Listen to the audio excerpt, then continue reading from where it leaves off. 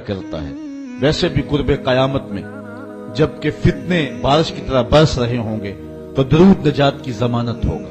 حضرت امام سخاوی نے القول البدیع میں لکھا ہے کہ امام زین العابدین سے پوچھا گیا کہ جب کثرت سے ترک اور فرق ہوں گے تو اس وقت حق کی پہچان کون ہوگی اور کس راہوں کے ہم مسافر ہوں گے؟ تو امام زین العابدین فرمانے لگے جو اہل سنہ ہوں گے وہ حق کی راہوں کے مسافر ہوں گے۔ تو پوچھنے والے نے کہا کہ اگر بہت سارے لوگ اسی نام سے دعویٰ رکھیں تو ان میں اصل کی پہچان کیا ہے؟ تو حضرت امام زین العابدین نے کہا من علامات اہل سنہ کثرت الصلاۃ علی رسول اللہ، نشانی میں بتا دیتا ہوں کثرت کے ساتھ حضور پہ درود پڑھنے والے ہوں گے۔ تو یہ وہ وظیفہ ہے کہ جو نسل نو میں حب رسول کی آبیاری کا ایک مؤثر ترین ذریعہ ہے۔ دوسری بات، اپنی نسل کو حضور علیہ السلام اور آقا کریم علیہ السلام کی محبت کی تخم ریزی کے لیے حضور علیہ السلام کے فضائل و مناقب بیان کریں۔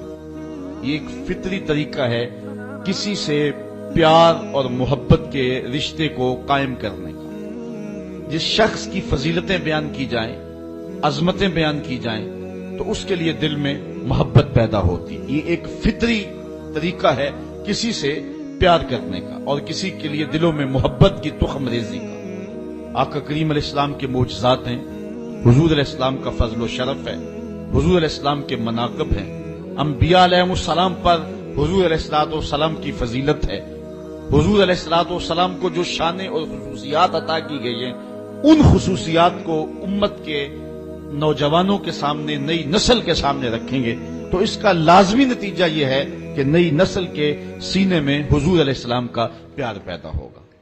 میں اختلاف کا مزاج نہیں رکھتا، لیکن سچی بات اگر تکلیف کا سبب بھی ہو تو یہ ایک امر آخر ہے۔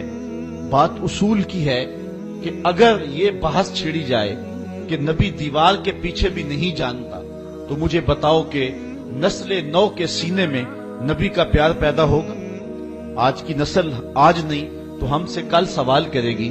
سائنس تو زمین کی تہ میں چھپے ہوئے معدنیات بھی دیکھ لیتی ہے، پہاڑوں کی رگوں میں سونا کتنے فیصد پایا جا رہا ہے، جدید زمانے میں یہ بھی دیکھا جاتا ہے۔ سمندر کی تہ میں موتی اور گھونگے کس سائز میں ہیں تو جدید سائنس سے یہ بھی ممکن ہو گیا ہے کہ اس سائز کو بھی دیکھ لیا جاتا ہے، معدنیات کہاں اور کتنے پائے جاتے ہیں۔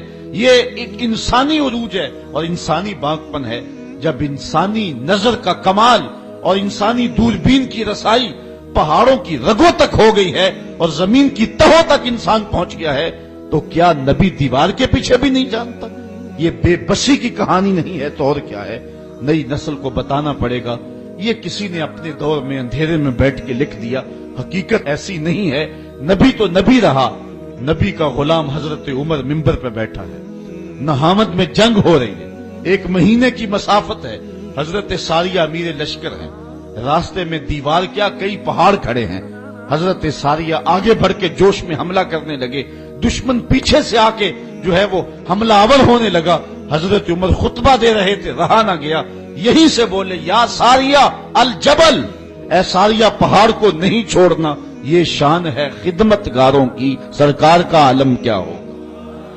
یہ تو نبی کے غلام کی نگاہوں کا عالم ہے کہ وہ پہاڑوں کے پیچھے دیکھ رہا ہے، تو جو نبی ہے اس کی شان کا عالم کیا ہوگا۔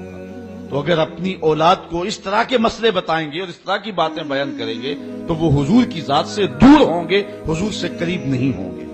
بات اختلاف کی نہیں اصول کی ہے۔